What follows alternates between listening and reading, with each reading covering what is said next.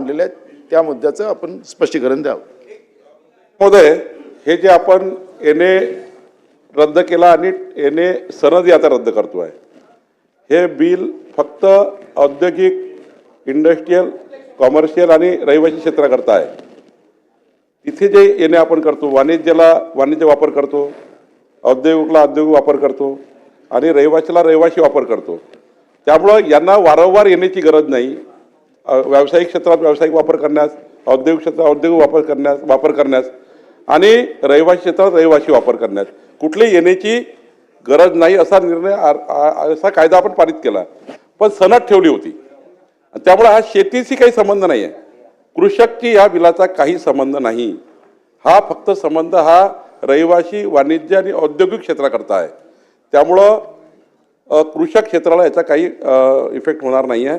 दुसरं, नदी काठाच्या जमीन खरडून गेलेल्या आहे, त्या खरडून गेलेल्या जमिनीकरता नदीच्या पात्रात गेल्या, त्याकरता त्या जमिनीचा पुनर्विकास करणे, त्या जमिनीला पूर्ववत करणे, याकरता किती आपण केलं तरी इतका फ्लो असतो नदीचा की त्या ठिकाणी आपल्याला त्या खरडूनच गेल्या आहे. तर मला असं वाटतं की यामध्ये काही वेगळं धोरण राज्य सरकारला करावं लागेल, कारण हजारो एकर जमिनी या नदीच्या पुराने वाहून गेलेल्या आहे.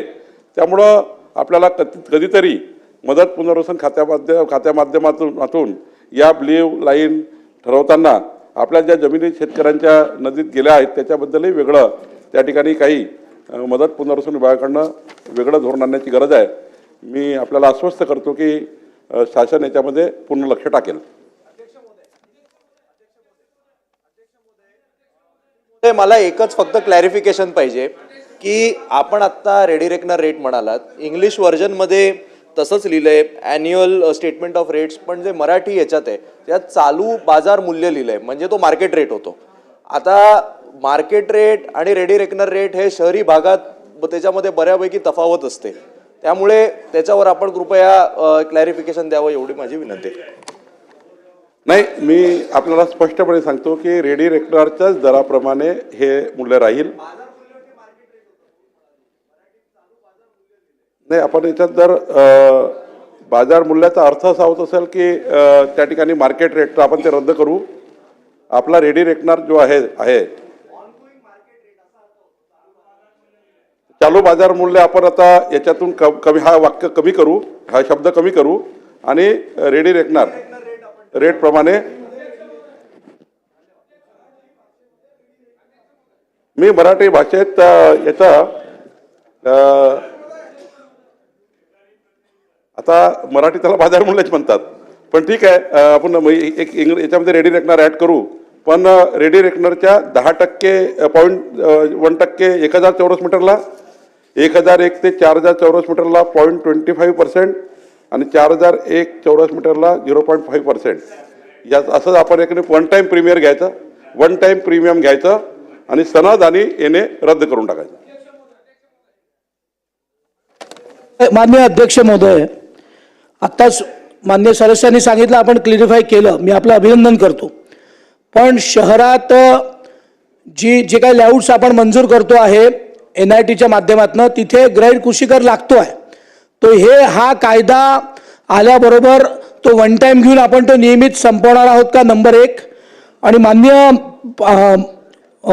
पालकमंत्री किंवा माननीय महसूल मंत्री महोदय, आपण इथे लिहिलं आहे की जमिनीचे 31 डिसेंबर 2001 रोजी किंवा त्यापूर्वी अकृषिक वापरामध्ये रूपांतर करण्यात आले आहे त्या जमिनीसाठी दरवर्षी अकृषक निर्धारणाऐवजी सन 2001च्या वार्षिक दर विवरणपत्रानुसार निर्धारित केलेल्या जमिनीच्या चालू बाजार मूल्याच्या पोट कलम 2 मध्ये नमूद केलेल्या दराने एकाच वेळेला अधिमूल्य आकारण्यात येईल व वसूल करण्यात येईल. माननीय महसूल मंत्री महोदय, माननीय बावनकुळे साहेब, हा जर कलम हे आपण लावलं तर ते खूप अधिक होणार आहे. त्यामुळे याची तपासणी आपल्या विभागातर्फे आपण करावी, जेणेकरून ते नागरिकांना परवडलं पाहिजे आणि त्यांनी तुमच्याकडे ते भरलं पाहिजे. आपण हे जर वाजवी कराल तर सर्व नागरिक, विशेषतः नागपुरातल्या NITच्या भागांमध्ये ज्यांना दरवर्षी हे भरावा लागतो, ते सर्व नागरिक हे भरतील. त्यामुळे या विषयाची आपण एकदा परत तपासणी करावी व योग्य ती दुरुस्ती करावी अशी माझी आपल्याला विनंती आहे. माननीय अध्यक्ष महोदय, मी आधीच सांगितलं की 2 कर प्रणाली रद्द करण्यात आल्या, त्यामुळं अकृषकचे पुन्हा पैसे भरण्याची गरज नाही, एकच प्रीमियम भरावं लागेल. तेही मी सांगितल्याप्रमाणे 0.1%, 0.25% आणि 0.5%, यामुळे एवढं कमी केलेलं आहे. आता इथून पुढे जे लेआउट पडणार आहे त्यांना हा दर लागू राहील जो आत्ता आपण केला आहे. आणि आता जो दरवर्षी एन ए टॅक्स आपण घेत होतो तोही रद्द केला आहे. प्रत्येक वर्षी एन ए टॅक्स जो आपण घ्यायचो तो रद्द केला. आता वन टाईम, फक्त वन टाईम एकदा रेडी रेकनरच्या 0.1% भरले फ्री झाला. रेडी रेकनरच्या मी सांगितलं ज्या प्लॉट जो एरिया सांगितल्याप्रमाणे, त्यामुळं आता एन ए टॅक्स प्रतिवर्षी भरायची गरज नाही. आत्तापर्यंत प्रतिवर्षीचा एन ए टॅक्स हा त्या ठिकाणी साचला होता, तो आता आपण रद्द केलेला आहे. यानंतर फक्त या आपण जे काही रेट लावले त्याप्रमाणे पैसे भरून वन टाईम प्रीमियम भरून आता सरळ सर्व त्या ठिकाणी एन एची अट आणि सनदची अट आपण रद्द करतो आहे. राहिला 2001, तर जे यापूर्वी जे एन ए टॅक्स लागलेले आहे त्यांना वन टाईम करण्याकरता, त्यांना वन टाईम भरण्याकरता 2001चा रेडी रेकनर लावून त्यावर हा रेट लावायचा, 2001चा रेट लावायचा. म्हणजे बघा, याच्या पूर्वीचे जे एन ए आणि झालेले आहेत त्यांना जे 1000 चौरस मीटरला 0.1% भरलं तर ते त्या ठिकाणी पुन्हा कधीच भरायची गरज नाही. जुनही त्या ठिकाणी रद्द आणि नवीनही पुढच्या काळात त्याला भरायची गरज नाही. त्यामुळे त्यांना काय रेट लागले पाहिजे, 2001चं त्या ठिकाणी रेट लागले पाहिजे असा या ठिकाणी आपण सुधारणा आणतो आहे. त्यामुळं डबल टॅक्सची अटही काढली, वन टाईम प्रीमियममधून आपण त्या ठिकाणी आता हे विधेयक आणतो आहे. त्यामुळं मला असं वाटतं या राज्यातली अत्यंत महत्त्वाची मागणी या बिलाच्या माध्यमातून आपण पूर्ण करतो आहे. माझी सभागृहाला विनंती आहे की माननीय जयंत पाटील साहेब तुम्ही उशीर आल थोडे. माझी विनंती आहे की सभागृहाने तुमची आमची सर्वांची मागणी होती तेच बिल आलं आहे, आपण सर्वांनी एकमताने या बिलाला मान्यता द्यावी अशी विनंती मी सभागृहाला करतो.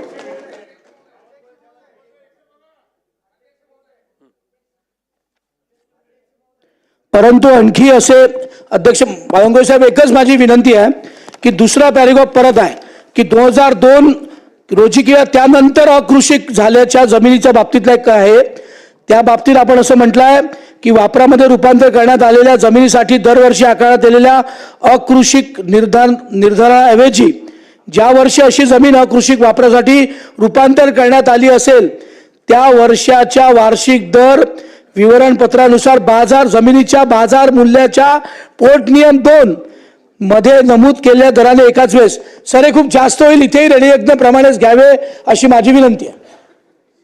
या बिलामध्ये नमूद असलेल्या प्रत्येक बाबीबद्दल बाजार मूल्य नाही तर रेडी रेकनर प्रमाणेच करणार आहोत. करतोय या सरकारचं अभिनंदन करतोय अध्यक्ष महोदय. एक अतिशय चांगला महाराष्ट्राच्या सामान्य जनांसाठी आणि कमीत कमी 50% शहरी विस्तार, मग ते नगरपालिका, नगरपरिषद, महानगरपालिकाच्या विभागात आहे, त्यांच्या सगळ्या या आकर्षक प्रश्नाचा सोल्युशन माननीय मंत्री महोदयांनी आणि माननीय सरकारने केलेलं आहे. अध्यक्ष महोदय, माझी 2 विनंती आहे. केवळ हे आकर्षक दर जे आहेत ते वसूल करण्याची यंत्रणा शासनाच्या महसूल विभागाकडे आहे. अध्यक्ष महोदय, मी मुंबई शहराचं बोलीन तर मुंबई शहराचे जवळजवळ 70-75% लोकांना तहसीलदार, तलाठी ही ऑफिस कुठे आहे हीच माहीत नसते, त्यांना महापालिकेची ऑफिस माहीत असते. त्यामुळे अध्यक्ष महोदय, आकृषिक दराच्या संदर्भामध्ये महापालिका प्रॉपर्टी टॅक्सच्या संदर्भामध्ये प्रत्येक 6 महिन्यांनी प्रॉपर्टी टॅक्स वसुलीसाठी त्यांना नोटीस पाठवते त्यांच्या यंत्रणेमार्फत. पण माननीय मंत्री महोदय आकृषिक संदर्भामध्ये एक मिनिट मंत्री महोदयांना ऐकू द्यावं. आमदार साहेब 2 मिनिटं थांबा. अकृषिक विषयामध्ये मंत्री महोदय आपल्याला भरपूर पैसा याच्यात येणार आहे. आता आपण याच्यामध्ये 1-2 गोष्टी केवळ करा की आकृषिक दराच्या ज्यांचे पेमेंट रेट्रोस्पेक्टिव्ह इफेक्टनी पूर्वलक्षी प्रभावाने बाकी आहे त्यांना अध्यक्ष महोदय आपण 3 महिन्याची 4 महिन्याची ॲम्नेस्टी स्कीम द्या. त्यांच्यापर्यंत हा मेसेज जाण्यासाठी अध्यक्ष महोदय महापालिकेच्या माध्यमातून किंवा कलेक्टरच्या ऑफिस आणि तहसीलदार ऑफिसच्या माध्यमातून शहरामध्ये प्रत्येक इमारतीमध्ये ही नोटीस लावण्याची एक यंत्रणा सुरू करा. आणि याच्या संदर्भामध्ये अध्यक्ष महोदय ज्यांचे जुने जुने आकृषिक दर बाकी आहे अध्यक्ष महोदय, त्यांना या एमनेस्टीमध्ये 2001 पर्यंत आणि 2002 पर्यंतचा जो नियम आपण लागू केलाय तो रेडी रेकनर प्रमाणे लावावा. त्याच्यात काही आर्बिट्रेशन न करायचं असेल अध्यक्ष महोदय तर त्यांची दंडमाफी आणि अध्यक्ष महोदय त्याला व्याज माफी याच्या संदर्भात सरकारने सहानुभूतीपूर्वक विचार करावा अध्यक्ष महोदय, ही माझी विनंती आहे. मंत्री महोदय याच्यावर सकारात्मक उत्तर देतील. माननीय योगेश सागरजींनी अत्यंत महत्त्वाचे 2 मागण्या केल्या आहेत. मी आधीच सांगितलं आहे योगेश सागरजी की 2001च्या पूर्वी ज्यांचे येणे झाले आहेत त्यांना 2001चे रेट लागतील. 2002 ते आत्तापर्यंत जसं रेडी रेकनर असेल त्याप्रमाणे आपल्याला 0.1 मी जे आता वारंवार रिपीट करत नाही, 1000 स्क्वेअर मीटरला किती, त्या ठिकाणी 4000ला किती, त्याच्यावर किती सांगितलं आहे. यामध्ये आपली जी मागणी आहे की ती आम्हाला मान्य आहे. आपण त्या ठिकाणी 6 महिने अम्युनिटी स्कीम देऊ, दंड व्याज आकारणार नाही. आम्ही अम्युनिटी स्कीम देऊ आणि त्यांनी 2001च्या पूर्वी ज्यांचे झाले असेल येणे त्यांनी 2001च्या रेडी रेकनरप्रमाणे 0.1%, 0.25%, 0.5% भरून त्या ठिकाणी परमनंट त्या ठिकाणी आपला येणे करू शकतात. 2002 ते 2024 पर्यंत जसे रेडी रेकनर वाढलेले आहेत त्याप्रमाणे 0.1, 0.25, 0.5 हे असतील आणि 2024 नंतर आताचे जे नवीन लेआउट मंजूर होतील त्यांना असतील. राहिला प्रश्न व्याजाचा, व्याज घेणार नाही आणि 6 महिने अम्युनिटी स्कीम आपण देऊ आणि 1 वर्ष, ठीक आहे. सुनील प्रभू साहेबांनी 1 वर्ष म्हटलं, 1 वर्ष आपण जे आत्तापर्यंत येणे झाले असतील त्यांना 1 टाइम प्रीमियम आकारून संपूर्ण येणे हा कायमस्वरूपी करण्याची कुठलीही सनद आणि कुठलाही येणे टॅक्स पुढच्या काळात लागणार नाही असा निर्णय आपण या ठिकाणी करतो.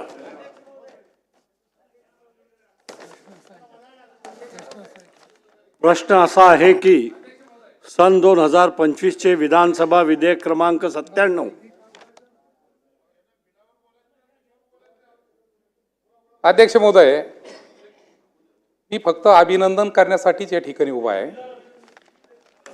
दोन गोष्ट आदरणीय महसूल मंत्री बावनकुळे साहेबांनी जे बिल येण्याच्या बाबतीमध्ये त्या ठिकाणी आणलं, खरं तर अत्यंत चांगलं बिल महसूल मंत्र्यांनी या ठिकाणी आणलेलं आहे.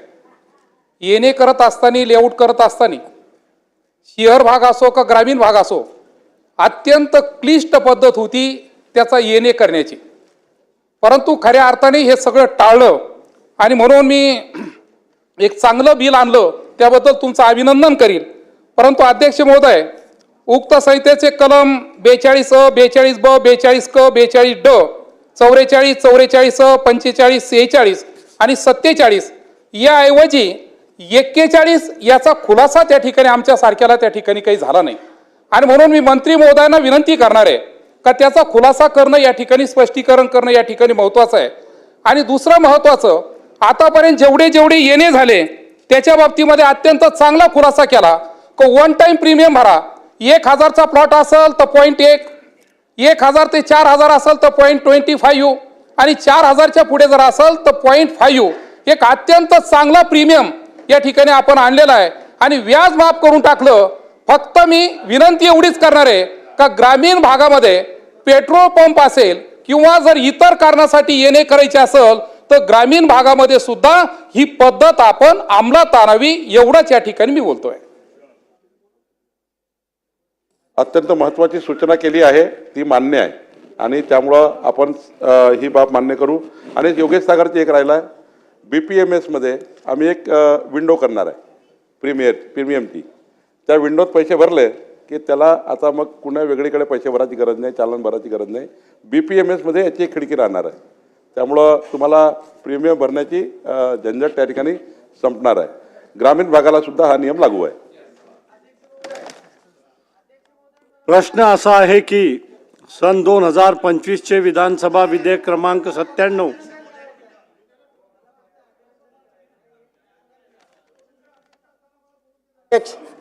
अध्यक्ष महोदय, खरोखर बावनकुळे साहेबांनी महसूलमध्ये जे आमूलाग्र बदल केलेले आहेत आणि त्यामुळं या राज्यातल्या जनतेची होणारी पिळवणूक अनेक पटीनं अनेक ठिकाणी या महसूल खात्यामध्ये किंवा बिगर शेती करण्यामध्ये जो लागणारा वेळ आहे, अडवणूक आहे, छळवणूक आहे, या सगळ्यामधून अनेक चांगले निर्णय बावनकुळे साहेबांनी राज्याच्या हिताचे अगदी पी.टी. उषाच्या गतीनं त्यांनी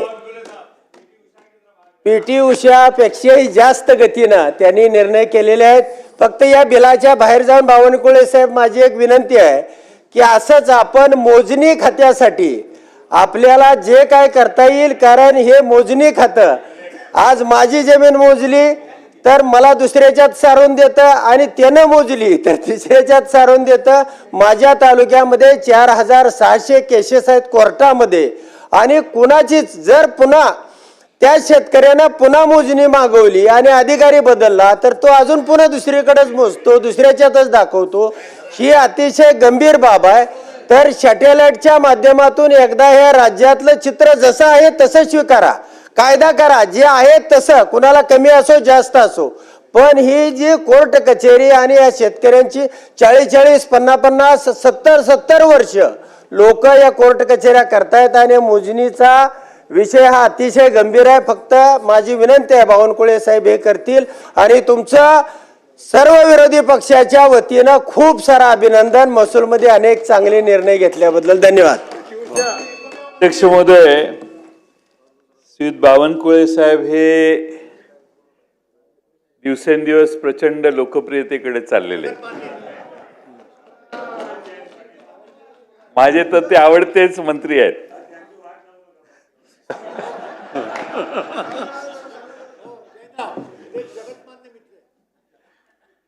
अध्यक्ष महोदय, अतिशय चांगला निर्णय झाला, याबद्दल मी आपलं अभिनंदन करतो.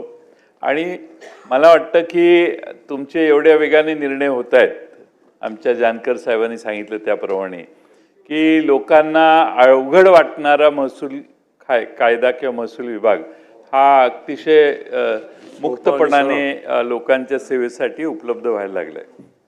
माझ्या मतदारसंघात आष्टा नावाचं एक गाव आहे, त्यात 4, 6, 9 असे नंबर आहेत. 1910 साली लोकांनी ते जमीन वाटप झालं, त्यांना शासकीय जमीन आहे. वेगवेगळे हस्तांतर 10 सालापासून आत्तापर्यंत होत आहेत.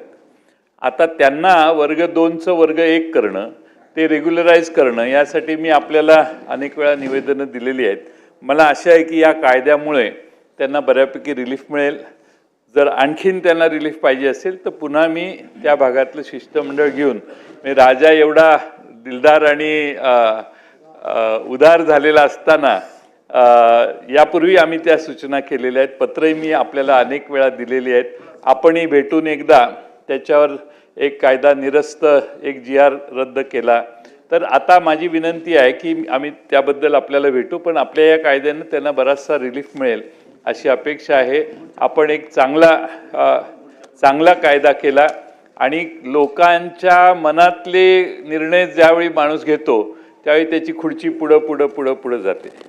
त्यामुळे आता मध्ये 3 खुर्च्या आहेत, त्या मधल्या 2 खुर्च्यांना फारसा अर्थ नाही, कारण तुमचा 1 नंबरलाच तुम्ही कधीही जाऊ शकाल, एवढी तुमची लोकप्रियता वाढो.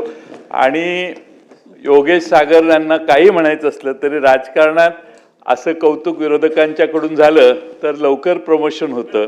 आमची भाषणं तुम्ही ऐकत नसला तरी वरचे ऐकतील आणि म्हणतील की आपल्या हा एक चांगला हिरा आपल्या पक्षात आहे. आणि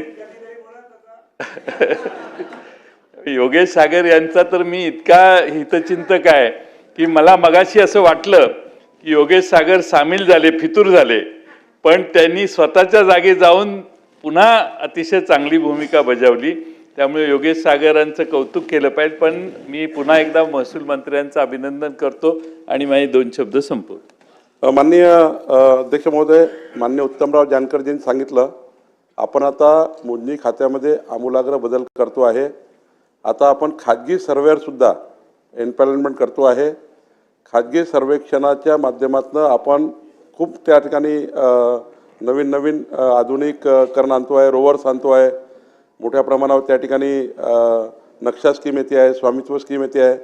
त्यामुळे या राज्यातली संपूर्ण मोजणी पुन्हा एकदा करण्याचा आपला विचार आहे. खाजगी सर्व्हेअरला सुद्धा आता आपण कायद्यामध्ये त्यांना आता घेता येईल अशी नियम केलेला आहे आणि त्यांनी मोजणी करायची. आमच्या SLRनी DYSLRनी त्यांना मान्यता द्यायची तपासून आणि त्याच्यासाठी मोठ्या प्रमाणावर जो 1 महिना 2 महिने लागतात 15 दिवसाच्यामध्ये पुढच्या काळात तर आमचा विचार आहे आधी मोजणी मग खरेदी खत आणि मग म्युटेशन. मोजणीशिवाय खरेदी खत करायचं नाही आणि खरेदी खत झाल्यावर म्युटेशन करायचं. पण हा काळ 15 दिवसावर आणण्याकरता आपल्याला अजून 3-4 महिने वेळ लागेल. आधुनिकीकरण आपण रोडच्या माध्यमातून आणलेलं आहे. आंध्रा कर्नाटकमध्ये ज्या पद्धतीने त्यांनी जी सुलभता केली आहे की मोजणी केल्याशिवाय खरेदी खत करायचं नाही, मोजणी केल्याशिवाय वाटण्यात करायचं नाही, मोजणी केल्याशिवाय शेतकऱ्याच्या शेतीच्या कुठल्याही हस्तांतरणं याला मान्यताच द्यायची नाही. हा जो आपण त्या ठिकाणी शहरी भागात ग्रामीण भागामध्ये फ्लॅट्स ओनर असतील किंवा त्या ठिकाणी शेती असेल याकरता आपण आधुनिकीकरण स्वीकारतो आहे. दुसरं या ठिकाणी जयंत पाटील साहेब खरं तर वर्ग 2चं वर्ग 1 आष्ट्याचं 15 दिवसामध्ये आपल्याला त्याचे आदेश मिळणार आहेत आणि 15 दिवसामध्ये आष्ट्याचा क्लास 2 क्लास 1चा निर्णय. रिक्त जागेची आता आपण आकृतीबंध मंजूरच केला पण त्या व्यतिरिक्त तेवढ्या रिक्त जागेमध्ये राज्याची 15 दिवसात मोजणी येणार नाही. ते तर आपण भरतोच आहे, आकृतीबंध नव्याने केला आहे. पण त्या व्यतिरिक्त खाजगी एम्पॅनलमेंट करून प्रत्येक जिल्ह्यामध्ये 10-15 एजन्सी त्या ठिकाणी आणून आपण त्यांना SLR DYSLRच्या माध्यमातून मग त्याला सर्टिफाईड करून लवकरात लवकर मोजणी करण्याचाही आपण त्या ठिकाणी यंत्रणा उभी करतो आहे.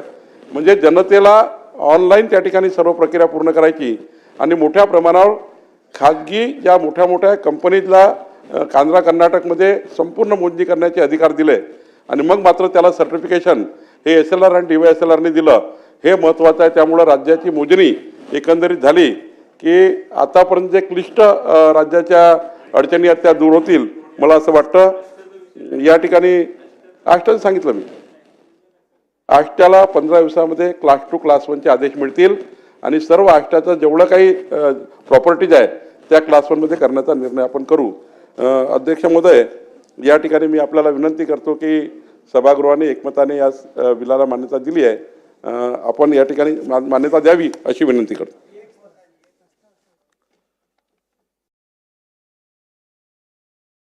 प्रस्ताव असा आहे की सन 2025चे विधानसभा विधेयक क्रमांक 97 महाराष्ट्र जमीन महसूल संहिता दुसरी सुधारणा विधेयक 2025 विचारात घ्यावे काय?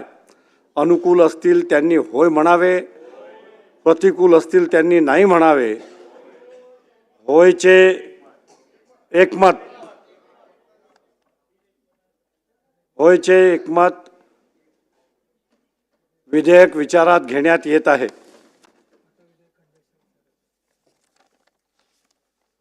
आता विधेयक खंडशः विचारात घेण्यात येईल. खंड 2 ते 12, खंड 1 संपूर्ण शीर्षक आणि हेतुवाक्य हे विधेयकाचे भाग समजण्यात यावेत. अनुकूल असतील त्यांनी होय म्हणावे, प्रतिकूल असतील त्यांनी नाही म्हणावे. होयचे एकमत, होयचे एकमत. खंड 2 ते 12, खंड 1 संपूर्ण शीर्षक आणि हेतुवाक्य विधेयकाचे भाग झाले. विधेयक संमत करणे. मंत्री महोदय. माननीय अध्यक्ष महोदय, सन 2025चे विधानसभा विधेयक क्रमांक 97 महाराष्ट्र जमीन महसूल संहिता दुसरी सुधारणा विधेयक 2025 संमत करावे असे मी आपल्या अनुमतीने प्रस्ताव मांडतो. प्रस्ताव असा आहे की सन